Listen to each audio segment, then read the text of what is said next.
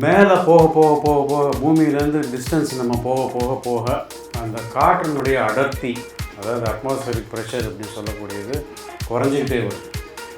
அதனால் ஒரு ஏரோப்ளேனை வந்து ஒரு 12,000 கிலோமீட்டர் பறக்கணும் அப்படின்னா அதை வந்து நல்ல ஹைட்டில் பறக்க விட்டாக்க அதனுடைய ஃபியூவல் கன்சம்ஷன் கம்மியாக இருக்கும். மனிதன் வந்து அவனுடைய முயற்சி எப்பயுமே எப்படி இருக்கும் அப்படின்னா, இந்த பூமியை தவிர வேறு எங்கேயா போய் நம்மளால் இருக்க முடியுமா? இப்போ சந்திர மண்டலத்துலேயோ இல்லை புதன் கிரகத்துலேயோ போய் நம்மளால் இருக்க முடியுமா? மார்ஸில் போய் செவ்வாய் கிரகத்தில் போய் நம்மளால் இருக்க முடியுமா? அங்கே செடிகள்லாம் எப்படி வளருது? அந்த மாதிரி ஒரு எக்ஸ்பெரிமெண்டேஷனில் இருப்பாங்க, அதுக்காக பண்ணக்கூடிய. அதாவது நீங்கள் அந்த வெறும் காலோட பூமியில் நடக்கிறது அப்படிங்கிறது கிரவுண்டிங்னு சொல்லுவாங்க. அதாவது connectivity with the ground is very important. நீங்கள் சொன்ன மாதிரி ரொம்ப ஹை ரைஸ் பில்டிங்லேயே இருக்கிறவங்களுடைய மென்டல் ஒர்க்கெல்லாம் வந்து ரொம்ப டிஸ்டர்ப்டாக இருக்கும்.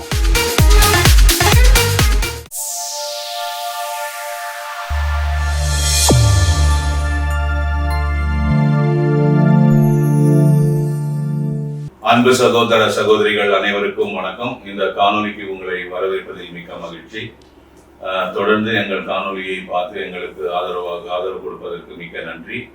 அனைவரும் இந்த காணொலியை சப்ஸ்கிரைப் செய்யுங்கள், லைக் பண்ணுங்கள், உங்களுடைய கமெண்ட்டும் நீங்கள் தெரிவிக்க வேண்டும் என்று கேட்டுக்கொள்கிறேன். மீண்டும் ஒரு முறை நாம் என்னுடைய நண்பர் ராஜேஷ் அவர்களுடன் இணைந்து இந்த ஆகாயம் ஸ்பேஸ் டெக்னாலஜி இது சம்பந்தப்பட்ட சில விவரங்களை உங்களுக்கு வழங்குவதற்காக இந்த காணொலியை வடிவமைத்திருக்கிறோம்.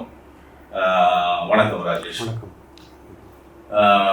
இந்த உலகத்தில் நம்ம ஸ்பேஸ் ஆகாயம் என்று அழைக்கிறோம். அது வாயு மண்டலம் நிறைந்த ஒரு பகுதி. தமிழ் விஞ்ஞானத்தில் வந்து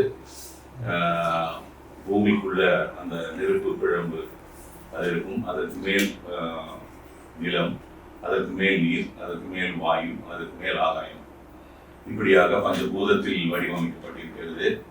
இதில் வந்து எண்ணற்ற உயிரினங்கள் 70% கிட்டத்தட்ட நீர் சூழ்ந்தும் 30% நிலப்பரப்பு வெளிப்பட்டும் இருக்கும் இந்த பூவுலகத்தில் எண்ணற்ற உயிரினங்கள் மனித குலத்தோடு சேர்ந்து அந்த பஞ்சபூதத்தின் துணையோடு வாழ்ந்து வருகிறது. இதில் வந்து இந்த ஸ்பேஸ் என்று அழைக்கக்கூடிய ஆகாயம் எந்த அளவுக்கு மிகப்பெரிய பங்கை அளிக்கிறது என்பதை பற்றி நீங்கள் கொஞ்சம் சொல்லணும். இப்போ நம்ம கடல் மட்டத்திலிருந்து ஒரு 10 கிலோமீட்டர் உயரம் வரைக்கும் ட்ரோபோஸ்பியர் அப்படின்னு சொல்லக்கூடிய ஒரு காற்று மண்டலம் இருக்குது. இந்த ட்ரோபோஸ்பியர் அப்படிங்கிற இடத்துல தான் நமக்கு உயிரினங்கள் வாழ வேண்டிய சூழ்நிலைக்கு ஏற்ற மாதிரி அங்கே பலவிதமான கேஸஸ் அண்ட் ஏரோசால்ஸ், அப்புறம் மேகங்கள், அது இது எல்லாமே வந்து இந்த ஒரு 10 கிலோமீட்டர் உயரம் அது வரைக்கும் இருக்குது. இதில் பார்த்தீங்கன்னா நைட்ரஜன் கேஸ் தான் இருக்கிறதுலையே ஜாஸ்தி. ஆமாம், 80% மேலே 70% நைட்ரஜன். ஆமாம். அதுக்கப்புறம் வந்து மேக்ஸிமம் இருக்கக்கூடியது ஆக்சிஜன், பிராணவாயு 20%. இது மற்ற உயிரினங்கள் வாழறதுக்கு உண்டான அந்த பிராணவாயுன்றது அவ்வளோ பர்சன்டேஜ் இருக்குது. ஸோ மனிதனுடைய ஆட்டம், மிருகங்களுடைய ஆட்டம் எல்லாமே வந்து இந்த ஒரு 10 கிலோமீட்டருக்குள்ளே தான் எல்லாமே. அதாவது 33,000 அடி அப்படின்னு சொல்லுவோம். 33,000 அடி கிட்டத்தட்ட 33,000 to 38,000 அடியில் தான் அந்த விமானங்கள்லாம் பறக்குது. அது ஏன் அந்த மாதிரி வச்சுருக்காங்க அப்படின்னா, மேலே போக போக போக போக பூமியிலேருந்து டிஸ்டன்ஸ் நம்ம போக போக போக அந்த காற்றினுடைய அடர்த்தி, அதாவது அட்மாஸ்பியரிக் ப்ரெஷர் அப்படின்னு சொல்லக்கூடியது குறைஞ்சிக்கிட்டே வரும். அதனால் ஒரு ஏரோப்ளேனை வந்து ஒரு 12,000 கிலோமீட்டர் பறக்கணும் அப்படின்னா அதை வந்து நல்ல ஹைட்டில் பறக்க விட்டாக்க அதனுடைய ஃபியூவல் கன்சம்ஷன் கம்மியாக இருக்குது. அதனால் வந்து அந்த ஹைட்டில் போயிடுறாங்க. அது ஒரு காரணம். ரெண்டாவது காரணம், மேகங்கள் எல்லாமே இந்த ட்ரோபோஸ்பியர்னு சொல்லக்கூடிய அந்த பகுதியில் தான் நிறைய இருக்கும். அதுக்கு மேலேயே மேகங்கள் ஃபார்ம் ஆக வாய்ப்பு உண்டு. ஆனால் 90% மேகங்கள் வந்து இந்த ட்ரோபோஸ்பியருக்குள்ளே இருக்கும். ஸோ இந்த மண்டலங்களெல்லாம் தாண்டி இல்லை அந்த எட்ஜில் 35,000 அடி அந்த மாதிரி பறக்கும்போது லைட்டாக ஏர் இருக்கிறதுனால ஃபியூவல் கன்சம்ஷன் கம்மியாக இருக்குது. அந்த ஸ்பீடை வந்து அவங்க அந்த ஹாரிசான்டல் ஸ்பீடை மெயின்டைன் பண்ணணும் ஏரோப்ளேனில். அது மெயின்டைன் பண்ணலை அப்படின்னா எர்த்தோட கிராவிட்டி வந்து புல் பண்ணிடும், பிளேனை வந்து இழுத்து பூமிக்கு கொண்டாந்துடும். அதனால் அந்த ஒரு பர்டிகுலர் ஸ்பீடை மெயின்டைன் பண்ணணும் அவங்க. ஒரு தரைப்பகுதி இருக்கிற இடம், நீர் பகுதி இருக்கிற இடம், அதுக்கு மேலே அடுத்த எம்எம்மே வந்து ஆகாயம். இதை வந்து தமிழ் விஞ்ஞானத்தில் வந்து 5ஆக பிரிக்கிறாங்க. ஆகாயம், விசிம்பு, வான், விண், வெளி அப்படின்னு. ஆகாயம்ன்றது ஆகாயம்னு ஒன்று தான் நம்மளால இருக்க முடியும். தரைக்கு மேலே நமக்கு இடம் வேணும் நிற்கிறதுக்கு. அடுத்தது விசிம்பு தான் அது திருவள்ளுவர் குறிப்பிட்டுறாரு. அதுதான் நீங்கள் சொல்கிற அந்த மேகங்கள் இருக்கிற இடம், அந்த 10 கிலோமீட்டருக்குள்ள அந்த ஒரு பர்டிகுலர் ஹைட்டு, ஒரு டிஸ்டன்ஸ், அதுதான் விசிம்புன்னு குறிப்பிட்டுறாங்க. அங்கேருந்து தான் நம்மளுக்கு கண்டன்ஸ் ஆகி மழை பெய்யுது. இப்போ அந்த விசிம்பு தாண்டி வான் வந்துடுது. வான் அதுக்கப்புறமா விண்ணுன்றது வந்து மற்ற கோளங்கள்லாம் நம்ம சூரியனை சுற்றி வந்தாங்க. எலக்ட்ரிக்கல் பார்த்துருக்கு, ஒரு சனீஸ்வரனோ ஒரு வியாழனோ நிலா இதெல்லாம். அதுக்கப்புறமா இந்த சூரிய குடும்பத்தில் இருக்கிற எல்லா அந்த ஃபேமிலி மெம்பரும் தாண்டி போனோடனே அடுத்த சோலார் சிஸ்டம் போகிற வரைக்கும் வெளியின்னு எடுத்துன்னு வந்துடுறாங்க உங்களுக்கு. இப்போ நீங்கள் சொல்கிற அந்த அட்மாஸ்பியர் வந்து இப்படி தான் இவங்க குறிப்பிட்டிருக்காங்க. ஆமாம், ட்ரோபோஸ்பியர்ன்றது வந்து அந்த 10 கிலோமீட்டர் லேயர் வரைக்கும் இருக்குது. அதுக்கு மேலே வந்து நிறைய லேயர்ஸ் ஐடென்டிஃபை பண்ணியிருக்காங்க. அயனோஸ்பியர், அந்த மாதிரி பல விதங்கள், ரொம்ப டீப்பாக அதில் போவாண்டாம். இது மனித குலம் வாழ்வதற்கும் மற்ற உயிரினங்கள் வாழ்வதற்கும் அந்த ஸ்பேஸ்லேருந்து வரக்கூடிய ரேடியேஷனை வந்து ஃபில்டர் பண்ணக்கூடிய இதுவும் இருக்குது. அந்த வேரியஸ் ஸ்பியர்ஸ் அப்படின்னு சொல்லுவாங்க. அந்த மண்டலங்கள் மூலமாக மற்றதெல்லாம் ஃபில்டர் ஆகி வருது. 100 கிலோமீட்டர் வரைக்கும் தாண்டி போயிட்டோம் அப்படின்னா அதை ஸ்பேஸ்ன்னு சொல்லுவோம் இதில் சயின்டிஃபிக் டெக்னாலஜியில். அதுக்கு மேலே காற்று மண்டலம் இருக்காது, அதாவது ரொம்ப குறைவாக இருக்கும், காற்றே இருக்காது. அந்த லெவலுக்கு போகிற அந்த இடத்துல தான் வந்து செயற்கைக்கோள்களை வந்து நிலை நிறுத்துவது வந்து அந்த 100லேருந்து அதுக்கு அப்பாற்பட்டு தான். அதுக்கும் மேலே போயிடுவாங்க. இப்போ இன்டர்நேஷ்னல் ஸ்பேஸ் ஸ்டேஷன் சொல்லக்கூடிய பல நாடுகள்லாம் சேர்ந்து வடிவமைத்து ஒரு ஒரு ஒரு சேட்டலைட் ஒன்று வச்சுருக்காங்க வான்வெளியில். அதில் வந்து பல நாடுகளை சேர்ந்த சயின்டிஸ்ட் அங்கே போய் இருந்து சில ஆராய்ச்சிகளெல்லாம் செய்கிறாங்க. அது பார்த்திங்கன்னா ஒரு 350 கிலோமீட்டர் நம்ம தரையிலேருந்து கடல் மட்டத்துலேருந்துன்னு சொல்லணும். ஆக்சுவலாக சொல்கிறதுனா கடல் மட்டத்துலேருந்து 350-400 கிலோமீட்டரில் அதை வச்சுருக்காங்க. அதை என்ன ரிசர்ச் பண்ணுவீங்க அங்கே போய்? அங்கே வந்து அதாவது ஒரு ஒரு சாதாரணமாக ஒரு பிளான்ட் பிஹேவியர், அனிமல் பிஹேவியர், அதோட க்ரோத்து, அதெல்லாம் வந்து எப்படி ஸ்பேஸில் இருக்குன்றதை ரிசர்ச் பண்ணுவாங்க. சில ரிசர்ச்சர்ஸ்க்கு வந்து உங்களுக்கு வேக்யூம் தேவைப்படும். அந்த மாதிரி இடத்துல ஜீரோ கிராவிட்டி அப்படின்வாங்க. ஜீரோ கிராவிட்டி கிடையாது எங்கேயுமே. ஆக்சுவலாக கிராவிட்டின்றது எல்லா இடத்துலையும் படர்ந்து இருக்குது. பட் கிராவிட்டி மினிமலாக கம்மியாக இருக்கிற இடத்துல போயிட்டு ஒரு சில ரிசர்ச் எல்லாம் பண்ணுறதுக்கு அங்கே போய் செடி வளருமா, செடி எப்படி வளருது, எவ்வளோ ஸ்லோவாக வளருது, எவ்வளோ ஸ்பீடாக வளருது, அதெல்லாம் பார்க்கறதுனால நம்மளுக்கு என்ன அட்வான்டேஜ், என்ன பலன் அப்படின்னா, மனிதன் வந்து அவனுடைய முயற்சி எப்பயுமே எப்படி இருக்கும் அப்படின்னா, இந்த பூமியை தவிர வேறு எங்கேயா போய் நம்மளால் இருக்க முடியுமா? இப்போ சந்திர மண்டலத்துலேயோ இல்லை புதன் கிரகத்துலேயோ போய் நம்மளால் இருக்க முடியுமா? மார்ஸில் போய் செவ்வாய் கிரகத்தில் போய் நம்மளால் இருக்க முடியுமா? அங்கே செடிகள்லாம் எப்படி வளருது? அந்த மாதிரி ஒரு எக்ஸ்பெரிமெண்டேஷனில் இருப்பாங்க. அதுக்காக பண்ணக்கூடிய முயற்சிகள் அதெல்லாம். சரி, இதெல்லாம் பண்ணுறதுனால நம்மளுக்கு என்ன அப்படி நம்ம என்ன வந்து கற்றுக்க முடியும்? இந்த இயற்கையை இன்னும் நம்ம வந்து பூமியில் இருக்கிறதையே வந்து நிறைய ஸ்டடி பண்ண முடியும். ஆமாம், பூமியில் இருக்கிற இதே வந்து நம்ம வந்து ஃபுல்லாக பார்க்கல இன்னும். ஆனால் மனிதனுடைய முயற்சி எப்பயுமே அந்த டெரிட்டோரியல் பிஹேவியர்னு சொல்லக்கூடிய இதனால வேற்று கிரகங்களில் போய் நம்மளால் காலனி எஸ்டாப்ளிஷ் பண்ண முடியுமா அப்படின்னு பார்க்கக்கூடிய முயற்சியில் இவங்க இதெல்லாம் செஞ்சுக்கிட்டு இருக்காங்க. சரிங்க, இப்போது நம்மளுடைய மன இலக்கணம் பிரகாரம் இந்த தமிழ் விஞ்ஞானத்தில் மனிதன் உயிரினங்கள் வாழ்வதற்கு, மனிதனோடு சேர்த்து உயிரினங்கள் வாழ்வதற்கு உகந்த ஒரு ஹைட், இது தாவர வர்க்கம் வராது, தாவர வர்க்கம் அதோட ஹைட்டாக போகுது. உயிரினங்கள் வாழ்வதற்கு உகந்த இடம் தரையிலிருந்து 26 அடின்னு குறிப்பிட்டிருக்கு. ஆமாம், அதுக்கப்புறம் நம்மளுடைய மென்டல் பிஹேவியரே மாறும் அப்படின்னு கொடுக்குறாங்க. இப்போ அதை வந்து நிறைய ரிசர்ச் பண்ணுறாங்க. யூஎஸ், யூகேல, ஜெர்மனிலலாம் இந்த டால் ஸ்டோரிஸ் இருக்கு பாருங்க, 100 ஃப்ளோர், அதெல்லாம் ஸோ 1000 அடி மேலே போயிடும் இல்லையா? 100வது ஃப்ளோர்னா ஒரு ஃப்ளோருக்கு 10 அடி போட்டால் கூட 100 ஃப்ளோர்னா 1000 அடி போயிடும். 1000 அடிக்கு மேலே நீ 100வது ஃப்ளோரில் ஒர்க் பண்ணுறேன்னா அந்த பிரெயினுடைய இதோட பிஹேவியர், அந்த பிரெயினுடைய ஃபங்க்ஷன், அந்த பிரெயினுடைய ஸ்பீடு, அந்த பிரெயினுடைய அனாலிசிஸ் கெப்பாசிட்டி, இதெல்லாம் வந்து மாறுது அப்படின்னு சொல்லி ரிசர்ச் நிறைய நடந்துட்டு இருக்கு.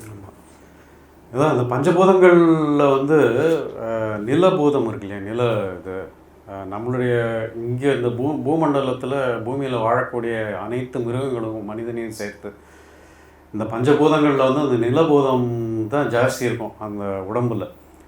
ஸோ அந்த மிருகங்கள் வந்து பூமிக்கு எவ்வளோ க்ளோஸாக இருக்கோ அந்த அளவுக்கு அந்த ஹெல்த் கண்டிஷன், மென்டல் ஒர்க்கிங், அது இது எல்லாமே வந்து அதுக்கு ஏற்ற மாதிரி சுப்பீரியராக இருக்கும் when they are very close to the earth. அதை தாண்டி எவ்வளோ தூரம் மேலே போக போக போக போக அதனுடைய திறன்லாம் வந்து ரொம்ப கம்மியாகும். பிரெயினுடைய ஃபங்க்ஷனாலிட்டிலேருந்து ஆரம்பிச்சு இப்போ ஜியோ மேக்னெட்டிக் ஃபீல்டு பற்றி சொல்கிறீங்க. குவாண்டம் பயாலஜியில் வந்து இப்போ வந்து என்ன சொல்கிறாங்க அப்படின்னா, வெறும் காலில் இருங்க, கரெக்ட், ரொம்ப ஷூ செருப்பு போடாதீங்க, வெறும் காலில் இருங்க, தரையில் நடக்கும்போது கொஞ்சம் மேக்சிமம் குளிர் பிரதேசங்கள்லாம் அது ரொம்ப கொஞ்சம் கம்மி பண்ண முடியாது. ஏன்னா ஃப்ளோர் வந்து உங்களுக்கு தரைப்பகுதி வந்து ரொம்ப சில்லுன்னு இருக்கும். அந்த இது நம்மளுக்கு வெறும் காலில் கால் வச்சா நம்மளால முடியாது. ஏன்னா அவங்க என்ன சொல்கிறாங்கன்னா, ஒரு தாவர வர்க்கம் ஏன் வந்து நிலைத்து நின்று வாழுது, ரொம்ப காலம், ரொம்ப 300 வருஷம் 400 வருஷம் 500 வருஷம் 1000 வருஷம் மரம்லாம் இருக்குது. இப்போ அதெல்லாம் வந்து அவ்வளோ எலக்ட்ரான்ஸ், எந்த ஒரு உயிரினமும் பூமி தாய் வந்து அவ்வளோ எலக்ட்ரான்ஸை வந்து பாஸ் பண்ணுது. அதுக்கு நம்மளுக்கும் வந்து நம்ம வெறும் காலில் நடக்கும் பொழுது இன்சுலேட் பண்ணிக்காதீங்க, ஏன்னா அவ்வளோ எலக்ட்ரான்ஸை பாடி ரிசீவ் பண்ணுதுன்னு சொல்லி ஒரு ரிசர்ச் இப்போ கொடுத்துருக்காங்க. ஆமாம், அதாவது நீங்கள் அந்த வெறும் காலோட பூமியில் நடக்கிறது அப்படிங்கிறது கிரவுண்டிங்னு சொல்லுவாங்க. அதாவது connectivity with the ground is very important. நீங்கள் சொன்ன மாதிரி ரொம்ப ஹை ரைஸ் பில்டிங்லேயே இருக்கிறவங்களுடைய மென்டல் ஒர்க்கெல்லாம் வந்து ரொம்ப டிஸ்டர்ப்டாக இருக்கும். அதெல்லாம் வந்து நிதர்சனமாக நம்ம பார்க்கக்கூடிய உண்மை அதெல்லாம். அதே மாதிரி ஹியூமன் பாடி அப்படின்னு எடுத்திங்கன்னா சரி, மற்ற மிருகங்களுடைய உடம்பு அப்படின்னு எடுத்திங்கன்னா டிஃப்ரெண்ட் ப்ரெஷர்ஸில் வாழக்கூடிய அளவுக்கு அவங்கவுங்க எந்த என்வாயன்மெண்ட்டில் வாழறாங்களோ அதுக்கேற்ற மாதிரி உடல் அமைப்பு.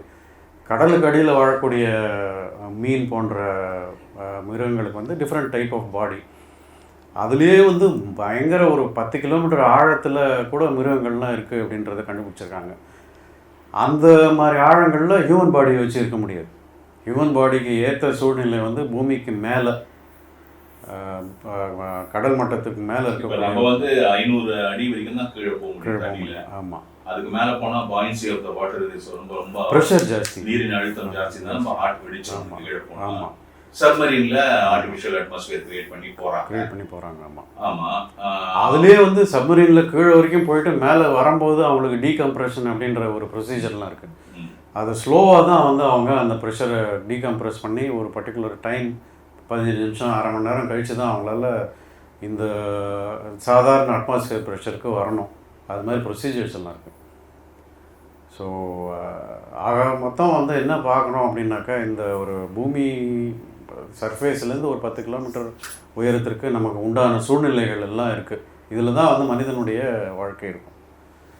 இப்போ ஏரோப்ளைனில் கூட போனீங்கன்னா அந்த ஒரு 35,000 33,000 42,000 அடி வரைக்கும் கூட பிளேன்ஸ் அலோவ் பண்ணுவாங்க. அந்த உயரத்தில் பார்த்தீங்கன்னா ப்ரெஷர் ரொம்ப கம்மியாகிடும். அதனால் ஏரோப்ளைனுக்குள்ளே வந்து ஆர்டிஃபிஷியலாக ப்ரெஷர் கேபின் ப்ரெஷர் வச்சுருப்பாங்க. அது போயிடுச்சு அப்படின்னாக்கா அதுக்கு தான் எமர்ஜென்சி இந்த ஆக்சிஜன் மாஸ்க் வந்து அங்கே வந்து காற்றே இருக்காது, ரொம்ப கம்மியாக இருக்கும். அந்த இடத்துல ப்ரீத்திங்கே பண்ண முடியாது ஹியூமன் பீயிங்ஸால். அதனால் வந்து ஆக்சிஜன் மாஸ்க்ஸு ரெடியாக வச்சுருப்பாங்க ஆட்டோமேட்டிக்காக. இப்போ நம்ம நீங்கள் சொல்கிற மாதிரி அந்த தரைக்கு மேலே நம்ம ஒரு 50 அடி 100 அடி வாட்டவர், அது கீழே நம்ம சுவாசிக்கிறது வந்து O2 oxygen, 2 oxygen atom with covalent bond, O2 தான் நம்ம சுவாசிக்கிறோம். மேலே ரொம்ப மேலே 30,000 அடிலாம் போயிட்டா, 35,000 அடி 40,000 அடிலாம் போட்டால் அங்கே ஒரு சிங்கிள் ஆக்சிஜன் ஐட்டம்ஸ் நிறைய இருக்கும். ஓசோன். ஆமாம், ஓசோன் இல்லை, ஓசோன் வந்து O3. ஆமாம், சிங்கிள் ஆக்சிஜன் ஐட்டம்ஸ். அது வந்து நம்ம சுவாசிக்கிறதுக்கு அது சரி வராது. ஓசோன்னு நம்ம சுவாசிக்கிறதுக்கு சரி வராது. O3 கிடையாது, O2 தான் நம்மளுக்கு. இந்த O2 தான் வந்து கார்பனோட ஒரு கார்பன் ஆட்டமோட சேரும் போது CO2 ஆகுது. ஆமாம், இந்த CO2 தான் பிளான்ட்ஸ் எடுத்துக்குது. ஆமாம், எடுத்துக்கிற O2 அவங்க எடுத்துக்கிறாங்க குளுக்கோஸ் ப்ரொடியூஸ் பண்ணுறதுக்கு.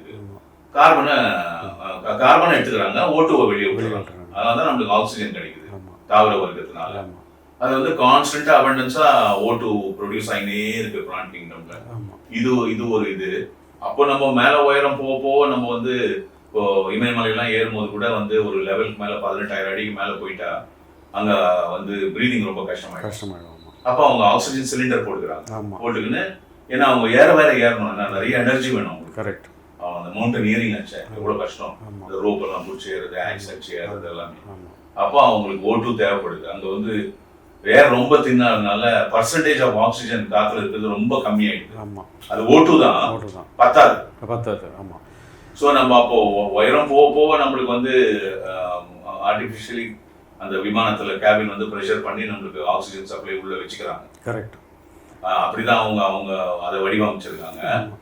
பட் இந்த ஸ்பேஸில் போயிட்டு அந்த ஸ்பேஸ் ஸ்டேஷன்லலாம் ஒரு வருஷம்லாம் இருக்கிறாங்கல்ல, அந்த ஃப்ளோட்டிங் ஒரு மாதிரி கிராவிட்டி இல்லாத என்ன வேணா நீங்கள் சொல்லலாம். அது வந்து எப்படி அவங்க அவ்வளோ நாள் இருக்கிறாங்க? அது ஒரு நல்ல கேள்வி. இது பூமிக்கு பக்கத்தில் இருந்தால் தான் ஹியூமன் ஹெல்த்து. அதை வந்து அவங்க ஸ்பேஸில் போய் இருக்கும்போது அந்த கிராவிட்டி, ஜீரோ கிராவிட்டினால அந்த மஸ்குலர் அட்ராஃபிலாம் வந்துடும் அவங்களுக்கு. மசில்ஸ் எல்லாம் ரொம்ப வீக்காக ரொம்ப ஆக்ஷனே இல்லாமல் இருக்காங்கல்ல, மஸ்குலர் அட்ராஃபிலாம் வந்துடும், ரொம்ப வீக் ஆகிடுவாங்க. அவங்க வந்து 6 மாதமாக லிமிட் இருக்குது, அதுக்கு மேலே அவங்களால ஸ்பேஸில் இருக்க முடியாது. அவங்கள வந்து ரீப்ளேஸ்மெண்ட் குரூ போவோம் இங்கேருந்து வேறு ஒரு திரும்பி அவன் வரும்போது அவன் வந்து ஒரு ஒன்றுமே அவனால் மஸ்குலர் இந்த அட்மாஸ்பியருக்குள்ளே என்டர் ஆகிட்டு பூமியோட சர்ஃபேஸுக்கு அவன் வந்துட்டான் அப்படின்னாக்க அவனை ஸ்ட்ரெச்சரில் தான் கொண்டு போவாங்க. அவங்களுடைய மஸ்குலர் அதுக்கப்புறம் எவ்வளோ நாள் ஆகுது ஒரு ரொம்ப சீக்கிரமே ஒரு வித்தின் அ மந்த் அவங்க 15 days to 1 monthக்குள்ளேயே அவங்க ரெக்கவர் ஆகிடுவாங்க. ஆனால் எக்ஸசைஸ்லாம் பண்ணணும், ஃபிசியோதெரப்பி பண்ணணும், இந்த ஃபுட்டு இந்த பூமிக்கு ப்ராக்சிமிட்டி வந்தால் தான் அவங்களுக்கு வந்து இது ரீஜென்ரேஷனு, இல்லைன்னா வந்து இதுதான் ரொம்ப கஷ்டம். ஸோ உயிரினங்கள் அப்போ வந்து நீங்கள் சொல்கிற மாதிரி பார்த்தா ஒரு ஃபியூ கிலோமீட்டர்ஸ்குள்ளே தான் வந்து கம்ஃபர்டபுளாக இருக்க முடியும். ஆமாம். அந்த எர்த்தனுடைய கனெக்டிவிட்டினால. ஆமாம், நீங்கள் சொல்கிறீங்க. ஆமாம், பூமியினோட எவ்வளோ கனெக்டடாக இருக்காங்களோ அவ்வளோ ஹெல்த்து. யோகிகள்லாம் பார்த்தீங்கன்னா வெறும் காலோட தான் நடப்பாங்க, பூமியோட எப்பயுமே கனெக்டடாக இருப்பாங்க. இன்னும் வந்து சொல்லப்போனால் அந்த பிராண சக்தின்னு ஒன்று சொல்கிறது ஒன்று இருக்குது. அது வந்து ஸ்தூல பிராணன் அப்படின்வாங்க. அதாவது ஸ்தூல பிராணங்கிறது ஆக்சிஜன், சூக்ஷ்ம பிராணன்னு ஒன்று இருக்குது, அதுதான் எல்லாத்தையுமே இயக்குது. அந்த நம்ம வந்து ஸ்தூல பிராணனை உள்ளே எடுத்து அது சூக்ஷ்ம பிராணன்னா நம்ம உடம்பு வந்து அதை யூட்டிலைஸ் பண்ணிக்குது. ஸோ இந்த பிராணசக்தின்றது வந்து பூமி பக்கத்தில் தான், அதுதான் உருவாக்க முடியும் உடம்பால். மேலே போக போக போக போக அந்த சக்தி உடம்புக்கு போயிடுது. அதனால தான் அந்த வீக்னஸ் அதெல்லாம். இன்னும் இந்த நிகழ்ச்சியில் நிறைய கேள்வி கேட்க வேண்டியிருக்கு. அடுத்த நிகழ்ச்சியில் சந்திப்போம். வணக்கம்.